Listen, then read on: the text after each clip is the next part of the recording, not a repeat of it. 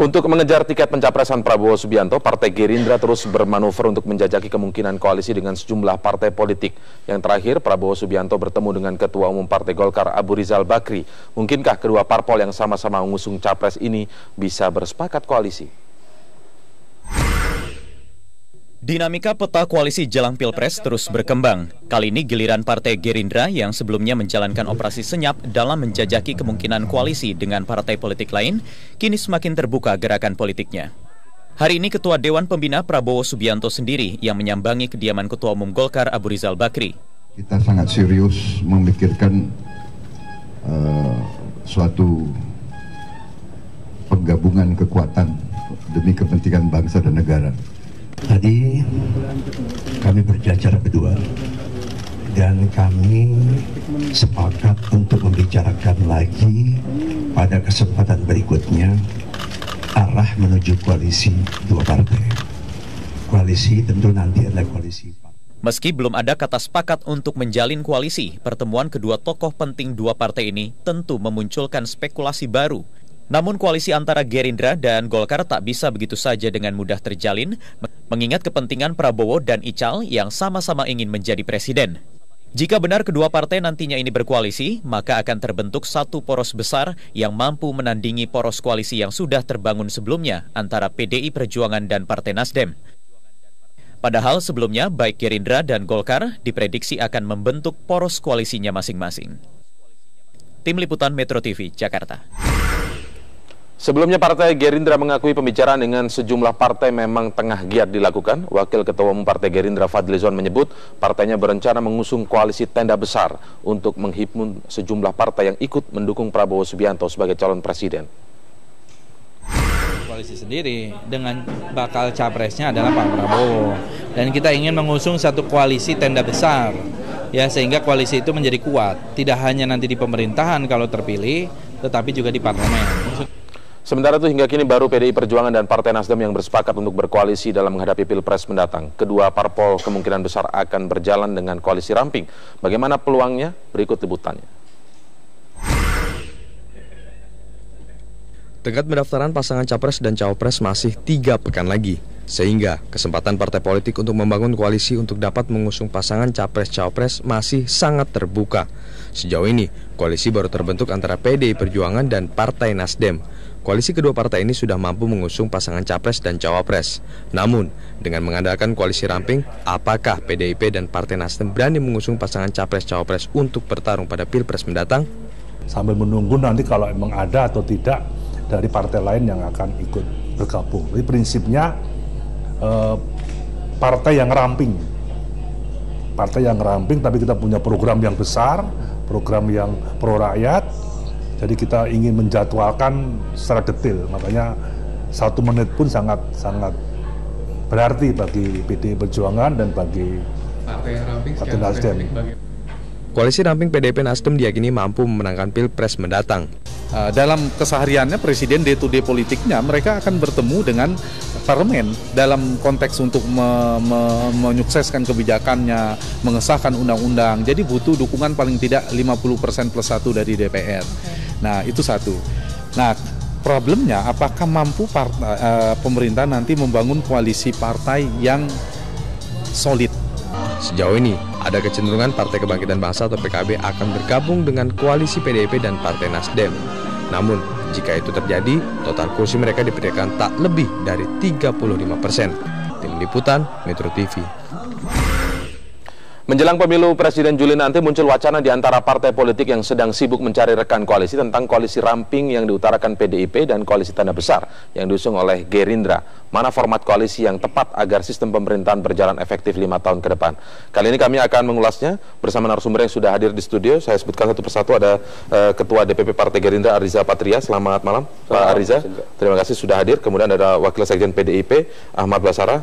Pak Basara, selamat malam. Assalamualaikum. Waalaikumsalam. Kemudian ada analis politik senior LIPI, Ikrar Nusa Bakti. Pak Ikrar, selamat malam. Terima kasih sudah hadir. Baik, kita mulai dari Pak Ariza terlebih dahulu. Pak Ariza, ini menarik karena kemarin Wakil Ketua Umum Partai Gerindra menyebutkan Partai Gerindra berencana untuk membangun koalisi tenda besar. Saya ingin tanya dulu, koalisi tenda besar ini kira-kira mau ada berapa partai di dalamnya? Ya, jadi yang pertama yang perlu kami sampaikan adalah semangat membangun tenda koalisi besar ini lebih pada kompleksitas permasalahan bangsa yang ada, kemudian banyaknya elemen dan komponen bangsa yang memang harus kita libatkan dalam rangka membangun Indonesia yang kuat, mandiri dan sejahtera. Kenapa harus banyak? Ya, kenapa harus korelasinya banyak? Seperti apa? Karena yang pertama memang kita harus memenuhi presiden threshold. Ya.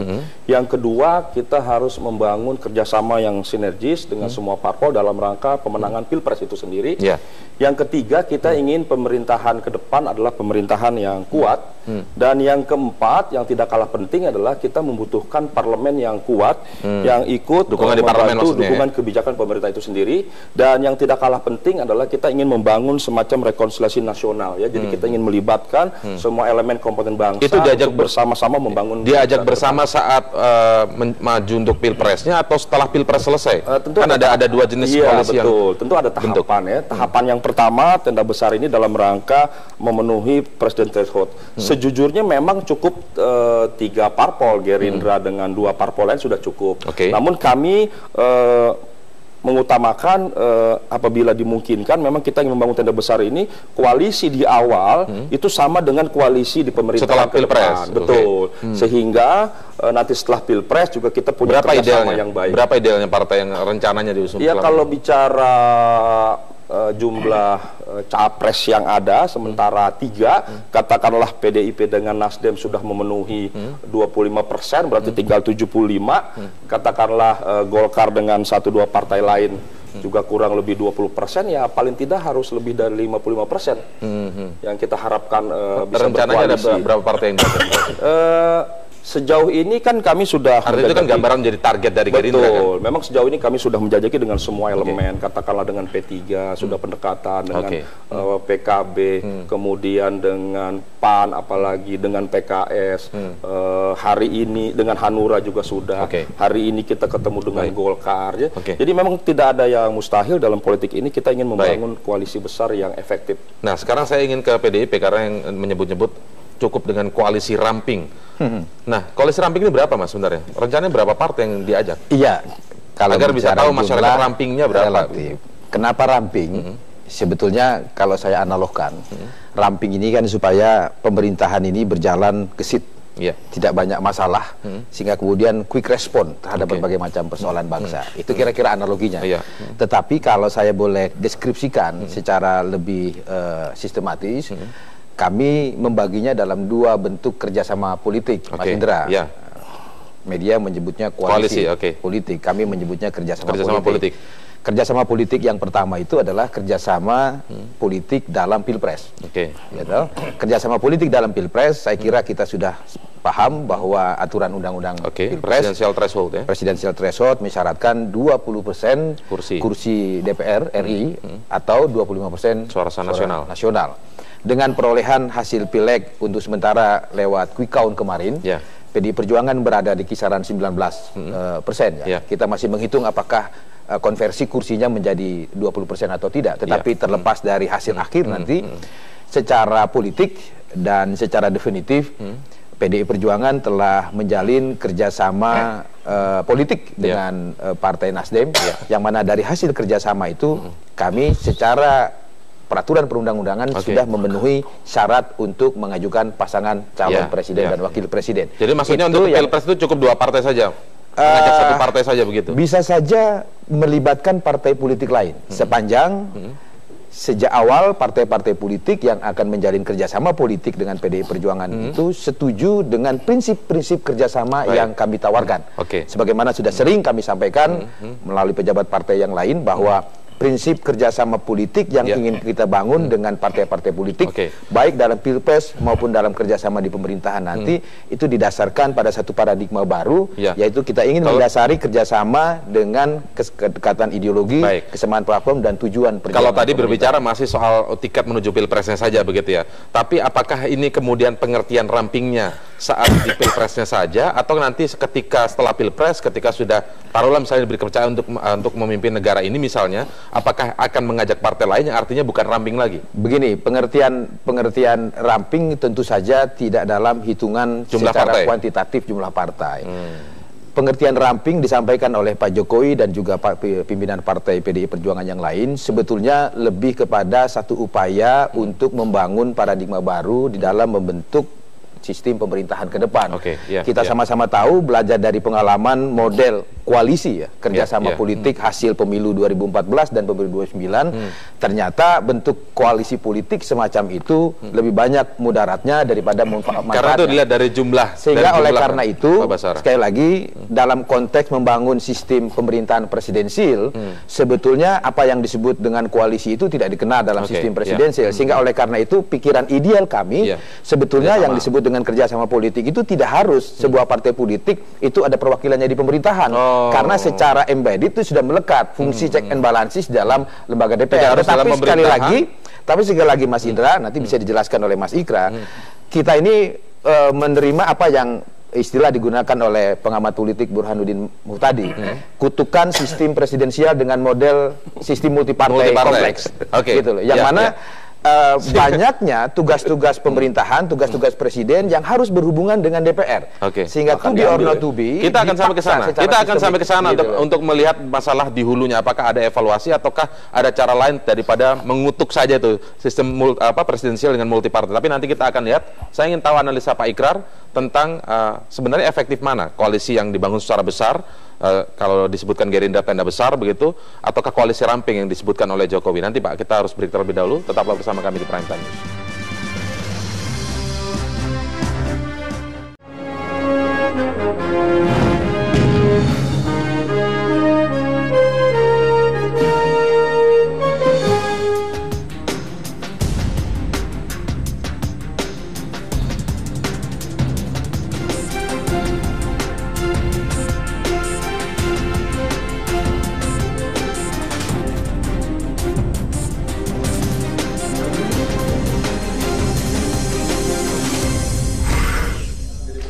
Lebih efektif mana untuk pemerintahan ke depan, koalisi yang bersifat ramping atau koalisi yang bersifat tenda besar seperti yang diungkapkan oleh Partai Gerindra? Saya ingin tahu analisa dari Pak Ikrar.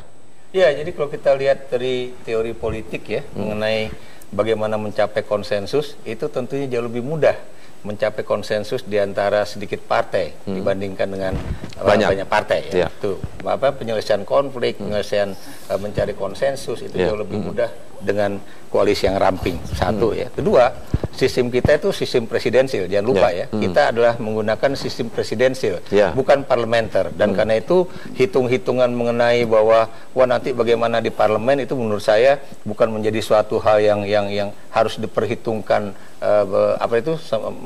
seolah menjadi sesuatu yang menyusahkan eksekutif ya. Kenapa demikian? Menurut saya kalau kebijakan pemerintah itu benar-benar berguna buat rakyat itu dan kemudian diajukan ke parlemen dan kalau parlemen itu menolak pasti rakyat akan menilai kira-kira apa yang kemudian filosofinya seperti itu Pak. Tapi kalau misalnya yang real yang terjadi selama ini selalu ada kegaduhan di parlemen seperti itu. Kegaduhan di parlemen itu sebagai akibat dari tidak baiknya komunikasi antara eksekutif dengan legislatif ya. Saya beri contoh begini ya.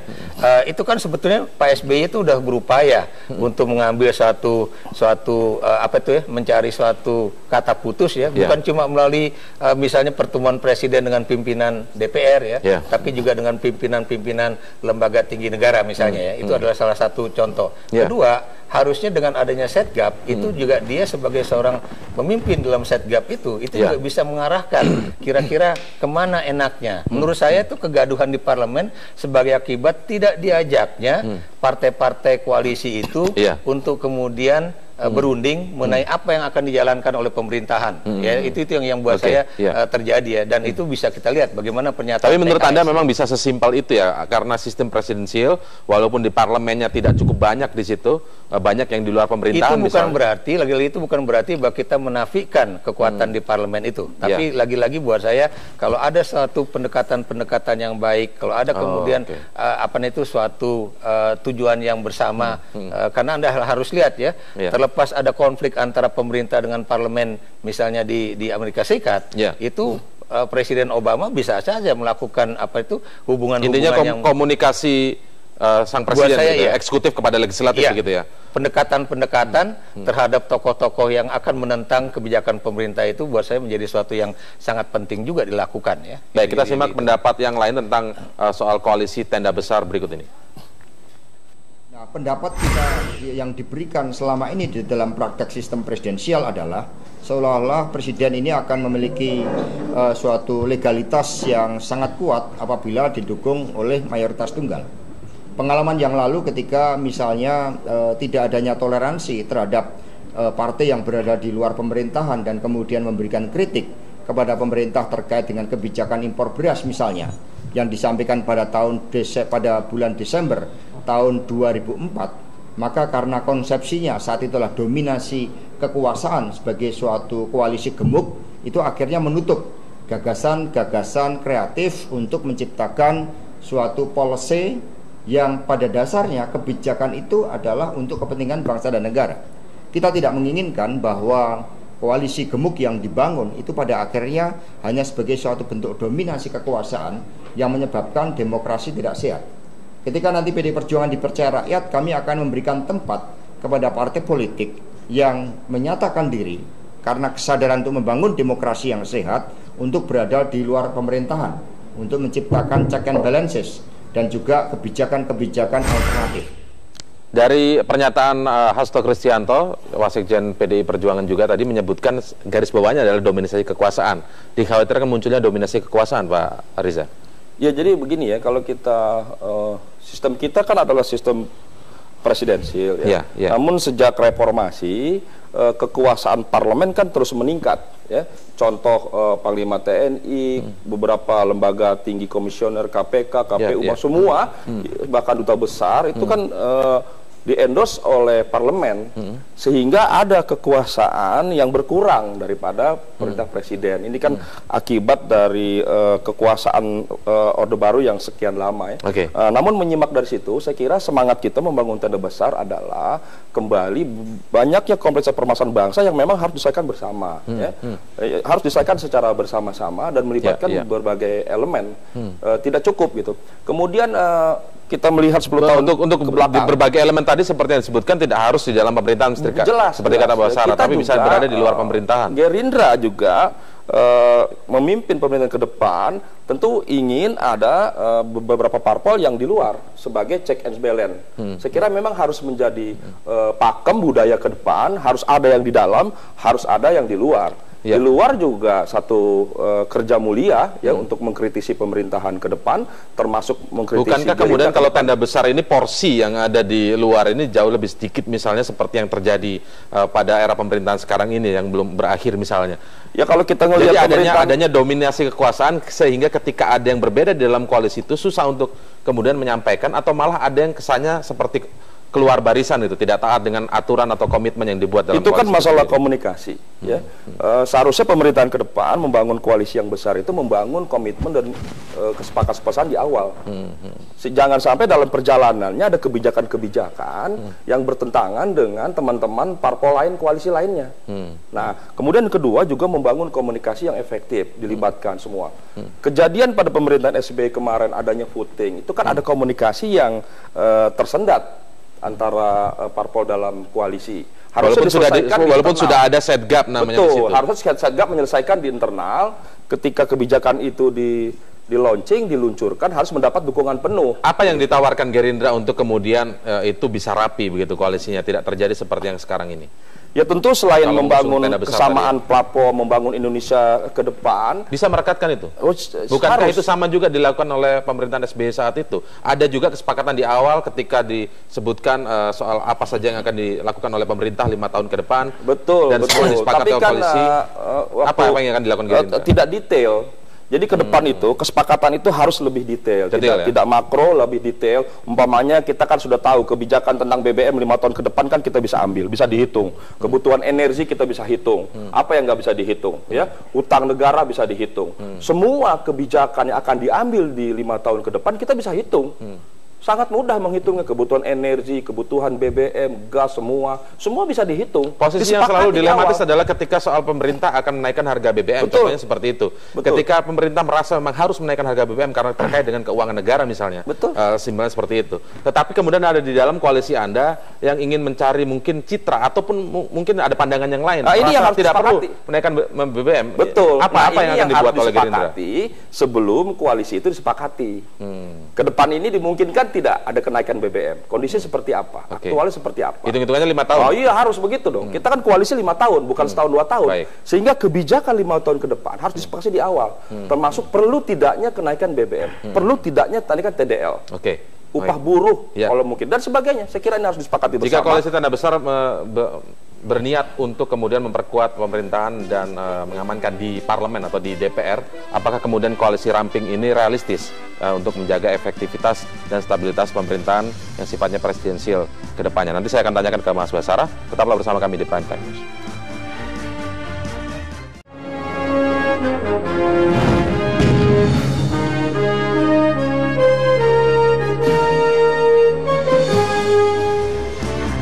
Baik, sekarang saya tanyakan ke PDI Perjuangan. Kalau disebutkan tadi Tanda Besar tujuannya adalah agar kebijakan pemerintahan ke depan di parlemen biar tetap aman begitu, tidak terjadi saling jegal. Tetapi kalau misalnya koalisi ramping realistis nggak untuk menjalankan kebijakan pemerintahan yang misalnya tidak disetujui di parlemen misalnya nantinya? Ya, saya mengutip tadi pernyataan rekan wakil sekjen saya, Bung Hasto. Tadi juga sudah disinggung oleh Mas Ikrar. Sebetulnya seberapapun skenario yang dibuat untuk menyusun pemerintahan, kata kuncinya berpulang kepada semangat penyelenggara kekuasaan negara itu sendiri. Semangat itu sendiri ya. Saya ingat Supomo ketika rapat BPUPKI membahas rumusan Undang-Undang Dasar kita yang pertama kali, dikatakan seberapa hebatnya pasal-pasal yang disusun dalam Undang-Undang Dasar itu, tapi kalau semangat penyelenggara kekuasaan negaranya itu tidak didedikasikan untuk kepentingan bangsa dan negara, tidak akan ada hasilnya. Begitu pula dengan skenario ramping dan gemuk itu tadi. Kalau gemuk untuk apa? Gitu, dalam rangka mempertahankan kekuasaan atau dalam rangka menjalankan kekuasaan negara. Ini kan juga harus mesti kita pilih-pilih. Sehingga oleh karena itu, karena PDI Perjuangan sekali lagi kita ingin menang dan bukan sekedar berkuasa, tetapi kita ingin memimpin bangsa ini dengan efektif supaya kemaslahatan bangsa kita pelihara, maka pendekatan membangun kabinet yang ramping itu menjadi salah satu alternatif. Setidaknya kami belajar dari pengalaman 2 model koalisi politik yang dibangun, yang dipimpin oleh Partai Demokrat. Tetapi sekali lagi kami pun memahami realitas politik empirik yang saya sebut tadi, kutukan sistem presidensial dengan multi-partai kompleks gitu. Sehingga oleh karena itu bisa saja model kerjasamanya ini kita bagi dalam 2 gelombang. Gelombang pertama adalah dalam rangka memenuhi batas elektoral yang ditentukan oleh undang-undang, 20% kursi DPR atau 20% suara nasional, dan kami untuk sementara ini sudah dengan PKB sudah kerjasama politik, kemungkinan juga dengan partai-partai politik yang lain yang masih dalam proses penjajakan. Tetapi bisa saja dalam gelombang kedua ketika kita harus running to government, kita men-set up kembali model kerjasama politik dengan partai-partai politik yang lain, tetapi dengan model pendekatan yang bukan transaksional. Artinya kita tidak disandera lah oleh usulan menteri-menteri yang sebetulnya bisa saja menteri-menteri itu tidak kompeten untuk bidang yang harus ditangani. Nah, itu pertanyaan selanjutnya, realistis tidak untuk kayak gitu, mengajak kerjasama tapi tidak ada jatah? Kenapa tidak? Ada jatah-jatah? Kenapa tidak? Kami kan awalnya menyebut koalisi ramping yang disampaikan oleh Capres Pak Jokowi. Awalnya kami pesimis, Mas Indra. Apa iya ada partai politik yang mau kita ajak kerjasama, tapi kita tidak membicarakan politik daging sapi, tidak membicarakan bagi-bagi kursi dan lain sebagainya. Ternyata alhamdulillah paradigma ini disambut baik oleh partai politik lain, dalam hal ini Nasdem. Kerjasama politik dengan Nasdem tidak diawali dengan siapa cawapresnya, berapa menteri kabinet. Kemudian PKB dan yang lain-lainnya ketika kita tawarkan inilah prinsip-prinsip kerjasama kami seperti itu, alhamdulillah mereka kemudian mau mengikuti paradigma yang kita bangun ini. Nah, inilah bagian dari tanggung jawab moral PDI Perjuangan sebagai partai politik untuk memberikan pendidikan politik kepada bangsa ini, bahwa sesungguhnya kalau kita mau memilih jalan moral yang lebih baik bagi kemaslahatan bangsa, saya kira insya Allah pengikutnya akan makin banyak. Ini maunya di gitu. permukaan awal atau sudah yakin akan bisa sampai jalan ke depan? Kita harapkan semuanya berjalan smooth, lancar gitu dalam satu komitmen. Karena yang nanti bisa dipertaruhkan ini ketika hanya tahunnya di awal, tapi dipertaruhkan ini masalah masa depan bangsa Indonesia 5 tahun ke depan begitu. Justru karena itulah kita tidak ingin spekulasi, untuk memfilternya seperti apa? Kita tidak ingin membuat spekulasi formulasi yang dapat membuat pemerintahan ini stagnan apalagi tersandera. Sehingga oleh karena itu, baik dalam proses penentuan calon wakil presiden dan kemudian partai-partai politik yang nanti akan mengusung para calon-calon menterinya di kabinetnya, kami melakukan syarat yang sangat ketat. Yang utamanya adalah bersih dari segala macam persoalan masa lalu, terutama masalah korupsi. Begitu. Kami tidak ingin wakil presiden dan juga presiden serta menteri-menteri kabinet yang akan datang dari pemerintahan ini, jika Tuhan menghendaki Pak Jokowi dan pasangan cawapresnya menang, memerintah negeri ini disandera oleh persoalan-persoalan menteri-menteri kabinet atau wakil presiden. Baik, sebelum kita lanjutkan perbincangan ini, kita simak informasi berikut ini. Partai Demokrat mempunyai pengalaman pahit saat menjalin koalisi dengan banyak partai untuk menyokong pemerintahan. Saat pemerintahan berjalan, sejumlah kebijakan pemerintah justru ditentang oleh kolega koalisinya. Partai Demokrat menunjukkan keengganannya menjalin koalisi dengan PKS, mitra lama di Setgap. Demokrat tidak mau mengulang pengalaman pahit bekerja sama dengan PKS. Setgap koalisi bentukan Presiden SBY didukung 6 partai politik. Niatan membentuk koalisi tenda besar tentu demi melancarkan kebijakan pemerintah. Nyatanya perjalanan hubungan Setgap tak selalu mulus. Stempel koalisi bukannya terbalik. Masyarakat juga tahu yaitu siapa yang tidak setia kepada koalisi selama 10 tahun. Dari 6 partai tercatat beberapa kali PKS dan Golkar membangkang keputusan pemerintah hingga merepotkan Demokrat di parlemen. Tahun 2011, Golkar dan PKS nekat mendukung pembentukan pansus hak angket pajak di DPR. Setahun kemudian, hubungan Setgap koalisi kembali memanas, menyusul tingkah PKS yang menolak kenaikan harga BBM di sidang paripurna. 2012 manuver PKS kembali menolak keputusan pemerintah jelang kenaikan harga BBM. Kala itu Presiden SBY santer mendepak partai dakwah dari keanggotaan Setgap. Dinamika di tubuh Setgap membuktikan koalisi gemuk tidak efektif mendukung pemerintahan. Padahal Setgap koalisi menguasai 70 kursi parlemen. Belum lagi jatah menteri yang dibagi-bagi. Memang agak sulit ya, meskipun Demokrat kan membuat peta, menginginkan membangun poros baru. Dan kalau dengan PKS adalah satu partai yang sebenarnya meskipun ada di Setgap, pasang surutnya hubungan yang turbulensi hubungannya paling kencang itu dengan PKS kan, sering berada di luar pemerintahan dan seterusnya. Koalisi semestinya mementingkan unsur kualitas, loyalitas, dan soliditas, bukan semata persoalan kuantitas. Tim Liputan, Metro TV. Ya, seringkali dalam sebuah koalisi yang besar atau koalisi yang dibangun dengan banyak partai, seringkali kebijakan sebuah kementerian atau seorang menteri ditentang oleh fraksi di DPR yang berasal dari partai yang sama. Nah, bagaimana Gerindra akan mencegah atau menghindari situasi yang canggung seperti ini?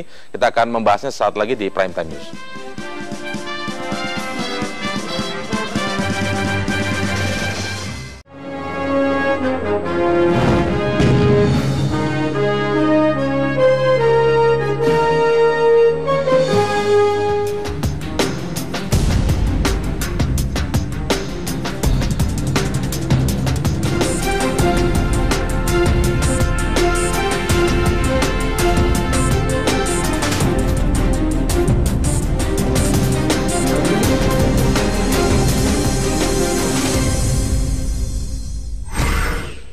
Ya, salah satu kendala dalam sebuah partai yang diisi oleh banyak partai, koalisi yang diisi oleh banyak partai atau koalisi besar begitu, seringkali yang terjadi sekarang, Pak Ikrar, saya ingin tanyakan, ada seperti situasi yang agak janggal begitu ya. Misalnya sebuah kebijakan yang dikeluarkan oleh seorang menteri, sementara kebijakan ini juga ditentang misalnya di fraksi di DPR.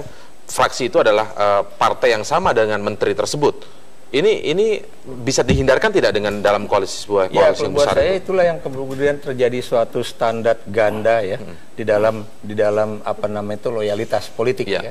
Maksud saya standar ganda itu apakah dia kemudian loyal kepada bos yang adalah presiden ataukah dia loyal kepada rakyat yang adalah pemilih ya. Nah, makanya kemudian jangan heran misalnya sebuah partai politik yang punya menteri di kabinet itu bisa saja anggota parlemennya itu berbeda dengan menteri itu atau dengan asumsi bahwa mereka juga harus tetap mendapatkan kepercayaan ataupun legitimasi dari konstituen ya. Dan itu makanya mereka selalu terjadi suatu pertarungan di dalam diri mereka ya. Apakah kemudian setuju dengan kebijakan politik pemerintah ataukah mereka menunjukkan kepada pemilihnya bahwa dia telah menjalankan tugasnya baik itu dari segi legislasi, budgeting ataupun pengawasan. Nah, tiga hal ini yang kemudian kadang-kadang itu menjadi suatu yang boleh dikatakan menyulitkan posisi-posisi partai itu baik itu dalam pemerintahan atau di dalam parlemen ya itu. Dan buat saya juga, menurut saya kenapa Gerindra ini ingin membangun tenda besar ya, buat saya sih mungkin karena Gerindra masih belum yakin akan mendapatkan teman untuk maju pilpres ya. Tapi kalau PDIP juga kenapa juga ingin mengambil satu tenda kecil ya, selain karena memang udah yakin dengan Nasdem saja cukup untuk maju ke pilpres, tapi kemudian ada kata kunci yang lain bahwa yang akan dibangun itu adalah suatu kabinet yang benar-benar atas dasar kerja ya, keahlian ketimbang atas dasar bagi-bagi kursi itu. Jadi itu buat saya kata kunci dari mengapa. Ada dua hal yang disampaikan Pak Ikrar sebenarnya.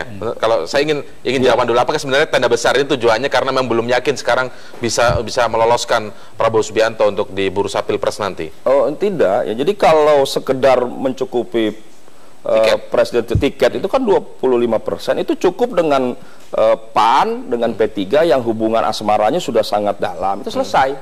Tapi kan kami tidak sekedar membangun koalisi untuk kepentingan syarat dalam pilpres. Walaupun dua partai itu juga masih. Tapi yang lebih penting adalah P3 mulai berbagi kasih juga dengan P3. Yang lebih penting adalah membangun rebutan P3 kayaknya ini.